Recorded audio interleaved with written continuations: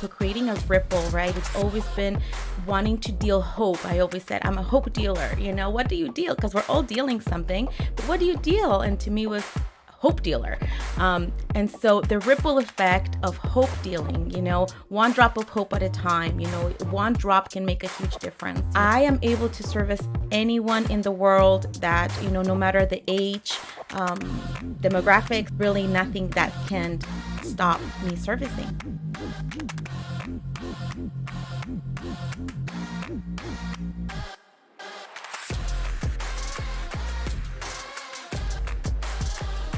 Abundance is there waiting for each and every one of us. We just need to reach and get it.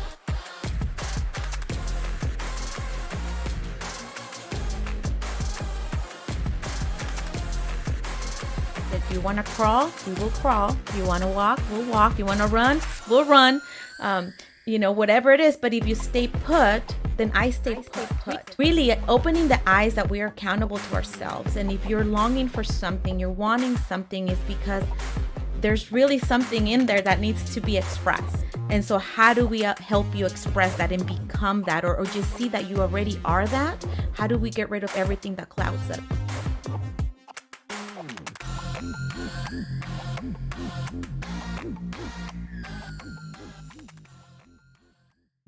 Welcome, everyone. One more episode here of One Drop of Hope at a Time. Today, I am so thrilled to introduce you guys to someone that I consider one of my heroes. He is a young man that has so much to share with us. He has so much value that I was very excited to bring him on and share him with you. For those of you that have not ever heard Max's story or who Max is, I am going to just start off by saying, Max, welcome. Thank you for joining me today. I would love for you to introduce yourself and let my audience know who you are and what you're all about. I have a few other questions, but let's start there. Absolutely, sure. So when I was 16, I was just a, regular everyday schoolboy. I think this was actually 15, 14 is when I started becoming very interested in politics. But I was like just a regular high school guy trying to figure out my way through this world and essentially trying to maneuver around the COVID pandemic. That's when everything really started. I mean, of course, before I had attended a mock assembly hearing that I was able to take part of for my civics program. I had such an interest in politics. I said my elective for high school will be civics. I said that when I was like 14. But then things got so chaotic. I was like, okay, it's time for me to get involved. I don't really like my governor because at the time that things shut down, President Trump was still the president, and I didn't really mind him. And in fact, I was actually supporting him that election year. But I did mind the governor because he was keeping things closed down. And then as sort of things progressed, we had mandate after mandate and no signs of school, no sign of schools reopening. Even after a year, we were still wondering if school was going to take a little while more to reopen, or if we were going to open up and have mass, or if we're going to open up and do partial, like kind of like hybrid, partial there, partial at home. And they did do hybrid, but it took a long time to even get to that point. And so I said, something nefarious really is happening here. It has to be something more than just, oh, there's COVID and COVID is dangerous and COVID is spreading. In August of 2020, that would have been the start of the second year of school being canceled. And I remember being in the shower and my mom saying something like, once I got out of the shower, like, oh, by the way, you're not going to have school for another year. And I thought that was total BS. I was like, Mom, there aren't even like 20,000 cases right now, like like of COVID in this area, or I think it may have been the entire state. There weren't even 100,000 cases of COVID. And I'm thinking, what are we doing? Yeah. Especially just seriously. I mean, we were low risk. Like 3 months, 2 months, 3 months of data would have shown that my generation was low risk, and they still decided to keep the schools closed. Yes. It's And like, I want to what the bring up hell? a point. I don't want to interrupt you, but I do want to bring Okay. something that I think it's very important for people to understand. Your schooling. Let's talk about your story in regards to schooling, because I know you're very, very smart. The first time I ever met you, you were in the company of your mom. You were still a child. You were an underage child, and you were at the Capitol, testifying and just being very active with your mom Sure. alongside you. But I would love for you to share a little bit about your schooling and your upbringing because you have such a marvelous story there. Yeah, so I was brought up in public school, never did homeschool. I know a lot of kids had the luxury of homeschool. I kind of grew up, believing the stereotype a little bit that it was weird to do that, but then I shifted and I was like, it's not weird to homeschool. It's in fact the best thing to do these days with how crazy the schools are. And so, I'm like, I wish that was me, but since it's not me, I'm gonna make sure that my kids get that. But as far as how I go, all my years, I mean, after third grade and on, I spent all my years in public school. From kindergarten to second grade, I was in private. I was in a Baptist school. That didn't last very long. But then the good news, though, is that I didn't succumb to the public school indoctrination somehow. I always, thought about and questioned things, and even though that was the case, I still managed to get, straight A's. I was a straight A student in school despite questioning things, and because it's not the fact that I wasn't living a double life. Rather, I was able to question things while respecting the teacher's, authority, which I think is important, and still do the things necessary to pass all my classes. Good, good for you. So would you say that you are living the life that you thought you would 5 years ago? No, absolutely not. I didn't think I'd be at a stage where I'd be influencing people, where I'd be helping people. Gosh, I didn't even think I'd be interested in politics. I thought I'd be doing something completely different. In fact, when I was 13, 14, maybe 12, I didn't have a single idea of what I was going to do. I knew I was good at speaking because in sixth grade I took a speech and debate class. I did that by choice. That was like in fact, we were allowed to pick electives going into middle school, but that was like the last class people wanted to take. And that was my first I was like, I want to take that. I'll put that as option number one. And I feel like I gleaned a lot from that class, and I also brought a lot to the table on that class, because like every speech I was like perfect score, perfect score, perfect score. And I was Yeah. like, I didn't expect that one day I would be using my speaking abilities, my speaking powers, my ability to persuade people in the political arena. I thought I would be doing that to like be a keynote speaker or a motivational speaker perhaps, but nothing really more than that. So tell me something you think people, or something you think it's true, but almost nobody thinks and agrees with you about that.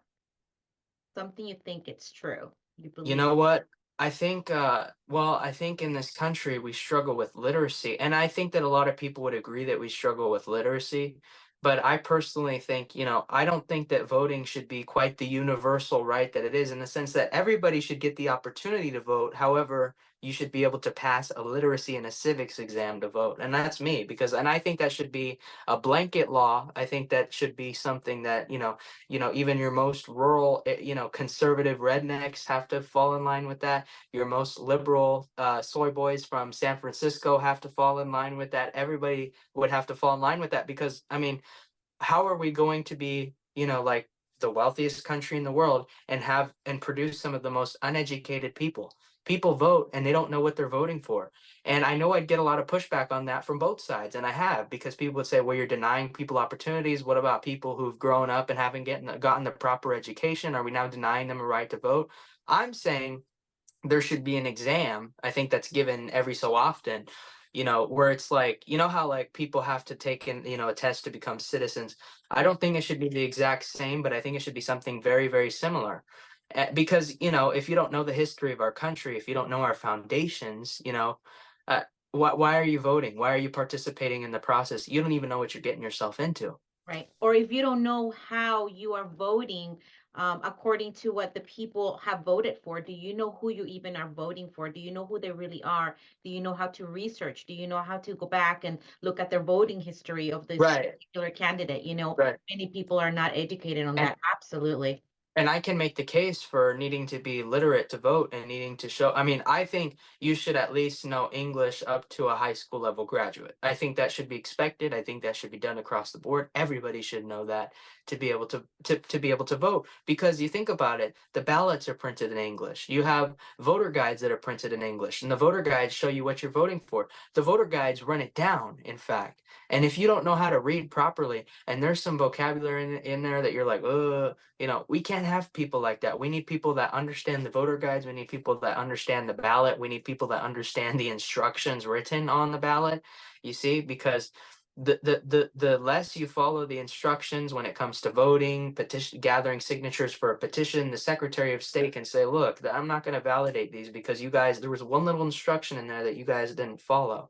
And sure, people might say, "Well, that's not fair. They're just this is a conspiracy against us." Well, no, you've got to do everything to a T, and I think that's how it should be. You've got to do everything to a T, everything the right way, and you're only going to know how to do that if you know how to speak English, you know how to write, you know how to read properly. Yes, I have taught through the co-op here in the area I live in California for the homeschooling co-op that I'm part of. And I have started with certain instruction sheets to where the students need to follow the instructions to the T. And there's a point to that. It's to see who is going to read everything on the paper thoroughly to then realize that all they have to do is read the paper and not do anything else. But then you start to see everyone reading line by line and starting to move around the classroom and completing some task versus completing the first one was sit down, read Hmm. entirely this document before doing anything else.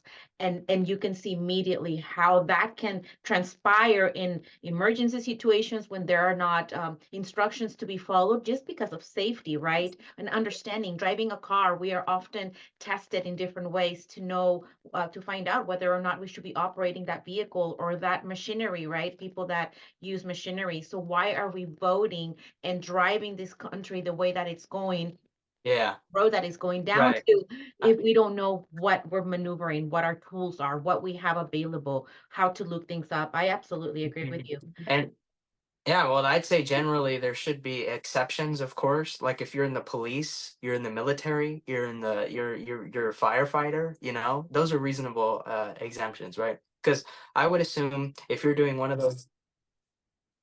Uh-oh. Sorry, Sure. my alarm went off. I was saying, I would assume if you're doing one of those things, you're grateful to live in this country. You understand the privileges that come with living in this country. And a lot of the decisions that the politicians make would directly impact you if you're in those kinds of services. And because you're not only being impacted by the policies that are being made, but you're putting your life on the line. And so I think if you're in service of some sort, you should be the exception to that. And that's something that I've already realized that not a lot of people are going to agree with, but I would message that if I had to. I would make that part of my message. But the minimum, if people don't agree with that, is to keep consistency with it, because like I said, my goal is to have an educated electorate, and I don't know why anybody else wouldn't want that. Yeah, I can see I see your point 100%. So tell us all about where you are at right now. What is it that you're working so hard for? I know that you continue to educate yourself all the time, but you are also now becoming more active, traveling and whatnot to support the country and to educate others. So tell us a little bit about what your journey looks like right now. Yeah, so right now, I don't know when my next trip is going to be, but I'm already scheduling speaking engagements, and so that's something that's really important for me. That engages people more than really anything else, and I've met with some great organizers and people who are able to get a turnout for me, and it really just like helps. And some people there who already know me, and some people who don't. It's good to it's good to expose them to something new. I most recently spoke in Placer County at some restaurant to a small group of I would say it wasn't very small. It's about 80 people, about 70, 80 people, but it was very good because I had a lot of people there who weren't exposed to me before, and so it's a neat opportunity to self promote, to get my social media out, and we're going to be doing that more and more.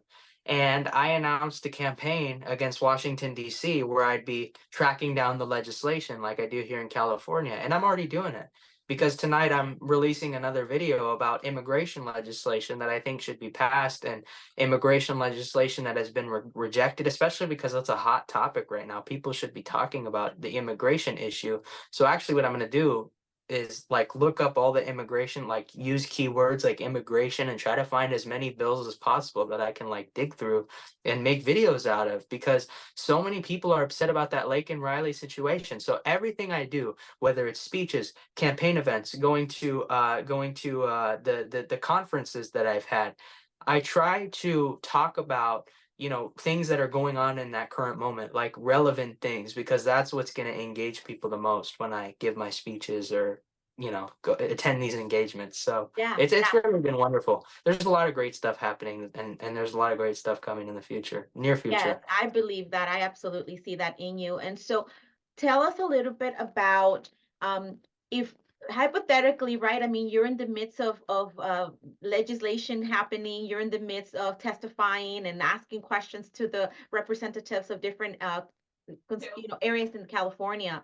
And so if you were to one day hold office as governor or even president of the country, right? So governor of California, what would that look like? What would you do? Okay, yeah, so that's a good question. So first off, I'd sign, the legislature probably won't act with me. A lot of them will still be left in place in a gubernatorial election. People won't be so educated as to the people that they're putting in the legislature. So I will sign executive order after executive order on a lot of things until they decide to step up their game and change it. Like when it comes to our election laws, for example, Governor Newsom signed an executive order back in 2020, making 2020 a mail-in ballot year. I would literally declare emergency after emergency just to be able to have the power to make the election same day voting a holiday in California, and to make it where there's no ballot harvesting or any of that. And executive orders are temporary. They're different from laws. They're temporary. And it's an instruction either to my departments or a rule that I make for people that live under me. And so what I do is keep extending it by making new executive orders until the California legislature decides to sign to change the law that they passed, AB 760, or was it, no, it's 860, where they made it so that you have mail-in ballots universally. You don't have in-person voting, or you do, but it's like a month long. It's not on one day, which I Right. think it needs to be on one specific day. You have ballot harvesting. Another thing I do is there's the California Air Resources Board. They've made all kinds of policies without the legislature, such as, well, if you're driving a combustion truck, right? If you're driving a gasoline truck, you better switch to electric by 2035, by 2036. You better actually, I think by 2030 they want a lot of these guys to switch to electric. So I'd fire that entire board and say rewrite a policy undoing that completely. Yeah. Rewrite. In fact, you know what? I will actually, as the executive, take your power away because you decided to do that, and I'm gonna, in fact, nullify that policy and say, no, we're not doing that in California. On top of that, I'd sign an executive order undoing Newsom's 2020 executive order that makes it so that by 2035 we have to switch to electric cars, and that's a horrible idea. Look, that's why would you do that? Can you imagine what's Uh, going to happen this particular weekend? We're having like record lows, temperatures in certain areas. or the And electricity is going to go out, right? yeah, and those cars don't keep charge in the cold weather. It's They need help. it's really dumb because with the amount of raw materials used to make one electric car, you can make 60 hybrids. And Toyota even talked about it. And Yeah. so I would say we need to either make more hybrids, more gasoline cars. You can make electric cars. It's the free market. Let's see where we go with that. But we should not be mandating people to do it. People should have a choice. I'd also usurp the legislature. I'd sign an executive order saying, look, you get to have your gas powered lawnmowers. We're not doing that rule where you can only have your electric lawnmower. That's absolutely ridiculous. Right. Horrible thing that we've done. Why would you do that? And then I'd return San Quentin. They're turning into a rehabilitation center, right? Yes. Yes. I'd convert it back into just a prison.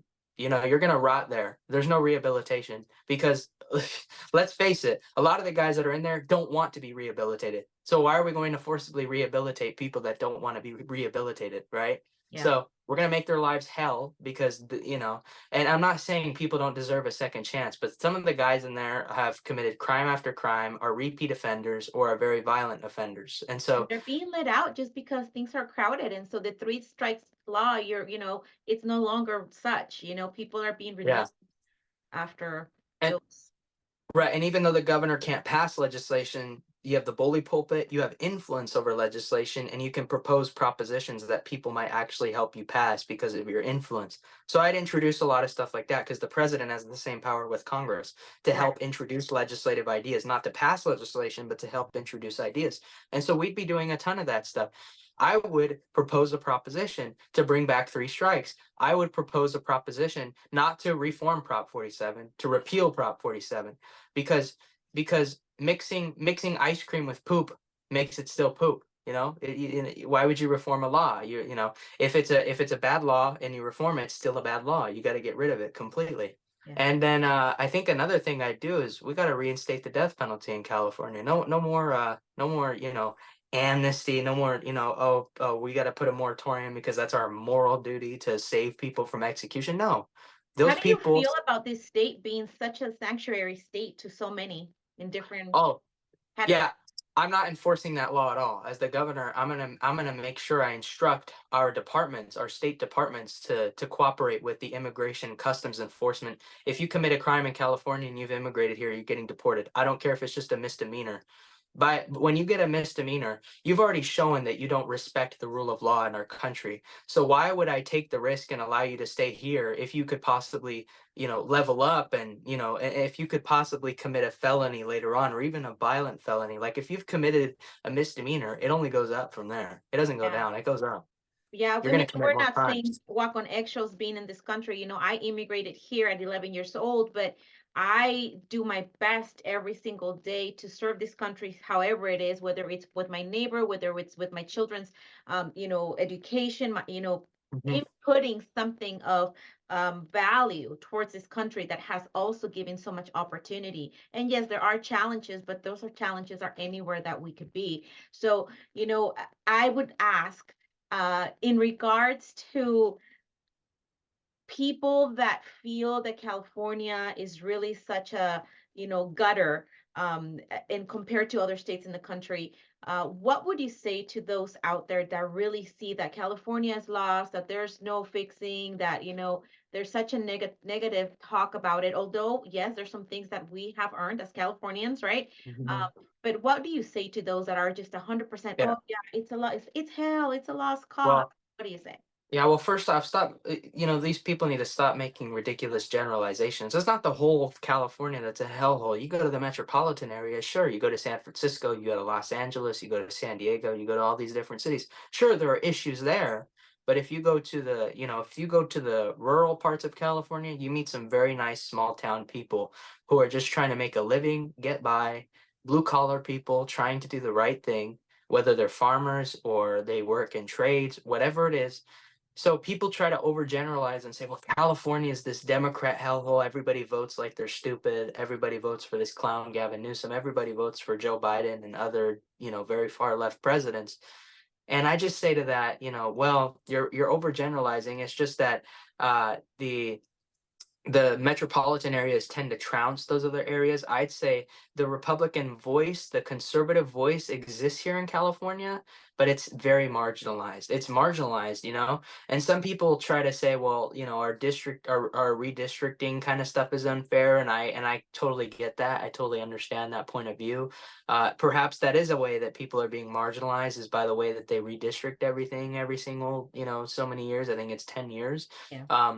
But our voices here in California are so marginalized.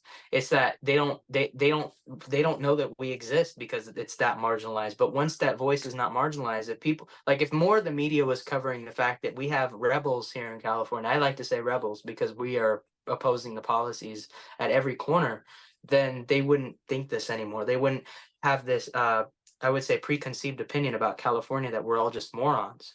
Yeah. What are some action steps that you would say people that have not yet started to become involved in educating themselves by being able to go to the Capitol and whatnot? What would you say maybe the top three things that they should consider doing in order to get to a level of understanding how things Yeah. work? So findmyrep.ca.gov, find your representative.california.gov. That's where you find your state assemblyman or your state assembly member, your state senator, and then you need to do some research on this stuff. So like if you subscribe to Sacramento articles, like I don't care even if you read like the SAC-B or something. I mean, I don't like SAC-B because of their opinion pieces. They're very biased, but if you even if you read like the SAC-B, or if you tune into Channel 3 a little bit, or if you read California Globe, or if you go to legiinfo.california.gov, you can find the bills directly on legiinfo. But if you're not cut out, if you're not able to have the time to do that, like your very busy schedule, whatnot, California Globe is a great place to go. I've read some of their articles. I don't read all of their articles. That's not where I get all my most of my information. A lot of it just comes from the bill itself. I like to always read the legislation pieces themselves to make sure that whatever news has done reporting on it, it's not false information. And the neat thing though is that when the news companies do reporting on it, normally they have a hyperlink inside of the article to the piece of legislation, so you can actually go read it, yourself. We live in a society now where people are too lazy to even read the articles, where people share their biased opinion about the legislation. Like we're at a point where people don't even read that, never mind the actual bill itself. So if you start even just by reading some of those opinions, that would be a good place. That would be a great place to start.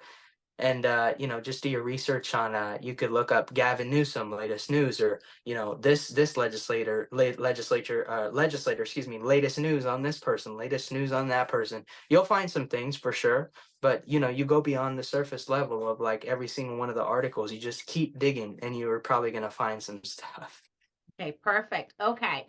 So, what is the one question that I have not yet asked that I should have asked? That's a good question. What would you like to share? I know we you have. know Go ahead. mhm. Oh, you know what, let's see. Ooh, this is a good question. You could always, you know what, you can ask me, maybe what are my future aspirations, or what do I plan on doing one day, all that stuff. Because that's changed over time. That's evolved. But I think now it's kind of sticking in one place and it just won't leave that place. So Share that with us. So, what exactly is that? What does that look like? I'm pursuing public policy like fully 100%. And I know that there are people that tell me, well, that's not really practical. And to them I just have to say, well, it's something that I'm good at. It's something that I've been very successful with. There's a lot of money in public policy, whether you believe it or not. You can work your way up in government just like you can in any industry in the private sector. You can work your way up. And so I think I want to be serving people. I want to be helping people. I want to be helping communities. But I want to do it by perhaps I mean, I want to do it either one of two ways: influencing the decisions or making the decisions. Yes. So those are two things. I of course can't say what I'm exactly going to do as far as that goes. Right now I'm influencing. Right now I'm trying to influence the decisions. But that could always go from trying to influence the decisions to trying to make the decisions. And so we're going to have to see where all this goes, folks. We're going to have to Yes. see. Time will Absolutely. tell. Yes. I love that I can have a conversation with you in regards to very smart topics, and yet they're very simple, right? Very basic, and yet the importance of all of us understanding those bills that are being presented. I relate it a lot to our health, and when I talk to some of my clients about their health, I cannot assist you unless I find the root cause of what's taking place, so then I can address it and not just the symptoms. So it's exactly what you're trying to do. I feel like that you're trying to get to the bottom of things, like why are we going to have to reinvent this wheel if we can just get rid of the wheel and not even need that wheel? We don't need to do that part. So I applaud everything that you're doing. I think you're bringing a lot of awareness. I think that your generation should be very, very proud of you. Again, people like you are people that make us older folks feel like there's hope out there. I'm all about creating a ripple effect of hope. You bring lots of that, Max. You are a young man that has a ton of wisdom and has the energy and the charisma, and you're always open to learning. That's one thing that I do know about you. You're always seeking to find out more about what's out there, about what makes something work. And it's incredible to know that once upon a time I saw you, having to be accompanied by your mom because you were a minor, and I have seen you for the past 5 years or so. You probably have been at the Capitol longer than that, but I have seen you just become so aware and so outspoken, which I'm very, very thrilled to know that you are speaking out, because it's important. Again, the awareness, being able to share influence to the point where people are educated by what we're saying, and they can go search on their own and make their own educated decisions, but Right. educated, not guessing. And so I am very, Right. very happy that I got the chance to talk with you. I know that I will be bringing you back to perhaps tackle certain points that I know are going to be coming up within our state very soon. Where can people find you? Where can they go find your work and support you? Yeah, so right now I'm Outrage Teen on social media, on every social media, in fact. You go to any one you think of, Facebook, X, Instagram, TikTok, all of them. Same thing. You'll find me. Max Bonilla is the name. Yes. So thank you, Max. Again, everybody, thank you so much for joining us today. If you have any questions, any comments, please make sure that you go ahead and follow Max, that you go ahead and get our newsletter for free. You guys can just get my newsletter at onedropofhopeatatime.com, and you guys can find more information there. I'm going to make sure that I put a link to Max on V's favorite things, since he is one of my favorite people here in California that I often see at the Capitol. And so with that, guys, I leave you. Make sure that you guys go out and make your ripple count, just like Max is doing every single day. Thank you so much, You'll Max. do it. I appreciate it. Have a good Absolutely. one. Thanks for having me on. You You're too. welcome. Thanks. Bye bye.